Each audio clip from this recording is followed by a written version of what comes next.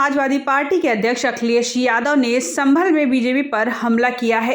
वे संभल के फरीदपुर में विधायक पिंकी यादव के दिवंगत पिता विजेंद्र सिंह को श्रद्धांजलि देने आए थे।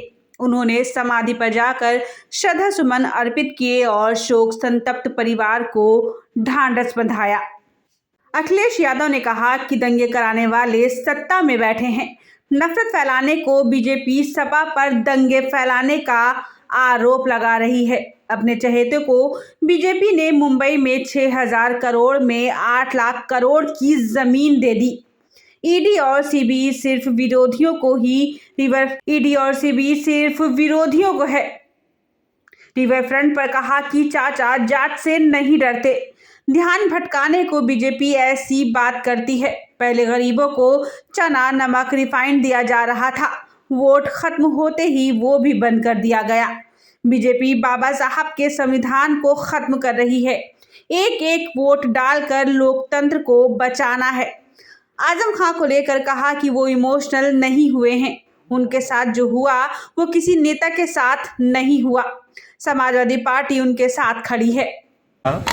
हालांकि वो दिवंगत नेता हैं, वो हमारे बीच नहीं हैं।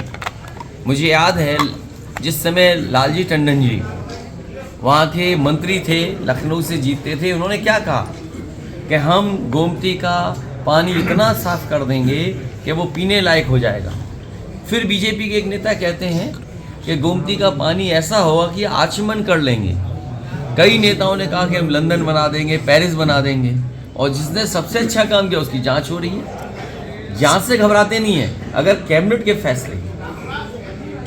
फैसलों की जांच होने लगी तो बीजेपी अपने कैबिनेट के फैसलों से कैसे बच जाएगी? सर चुनाव और आपने देखा होगा, ये तो चलो जो प्रोजेक्ट था गोमती के सफाई का, मैं आज कहता हूँ आपसे और फिर कल आप इस बात को मानेंगे, नदियां साफ करने का जो तरीका समाजवादी पार्टी ने अपनाया गोमती साफ करने का, वही अपनाना पड़ेगा। नहीं तो न गंगा साफ होगी न और नदियां साफ होंगी।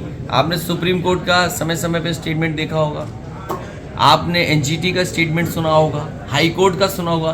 क्या गंगा सफाई के बारे में नहीं ये संस्थाएं कह रही कि उसमें लूट हो गई? तो बीजेपी अपनी जांच नहीं करेगी। अपने लिए सीबीआई ईडी नहीं है। सीबीआई ईडी केवल विरोधियों के लिए, डराने के लिए, और फिर वो तो हमारे चाचा है, वो कहाँ डरने वाले हैं। सिक्योरिटी वापस ले ली, सीबीआई की जांच उनके लिए कराई जा रही है। ये सिक्योरिटी वापस लेना कोई नया नहीं है। ये जो बीजेपी के मन के नहीं है उनकी सिक्योरिटी वापस आई। कल हमारी सिक्योरिटी वापस ले लें, आदरणीय आजम खान साहब की सिक्योरिटी वापस ले लें। अरे आप पड़ोसी हो, आजम साहब का देखा नहीं कितने झूठे मुकदमे लगे? सरकार उनकी है, आप खुद अपने जिले में जानते हो। सर आजम खान तो आजकल इस समय इमोशनल हो रहे हैं और आप मैनपुर में फंसे हुए हैं। सर आप खतौली और रामपुर क्यों नहीं देख पा रहे? सर अरे उनका खुद उनका कितना नुकसान किया उनका, कोई कल्पना कर सकता है? राजनीति में ये तरीका नहीं होता है। राजनीति में ये तरीका नहीं कि सरकार में आप आ गए, दूसरे आदमी विरोधी को बिल्कुल खत्म कर दें। कल ही मुरादाबाद ये परंपराएं पहले दक्षिण भारत में थी, लेकिन दक्षिण भारत में भी खत्म हो गई। और जोड़ने से ताकत बनती है। समाजवादी पार्टी की लगातार कोशिश रही है कि लोगों को जोड़ें, और जोड़ने से ही ताकत बनी है।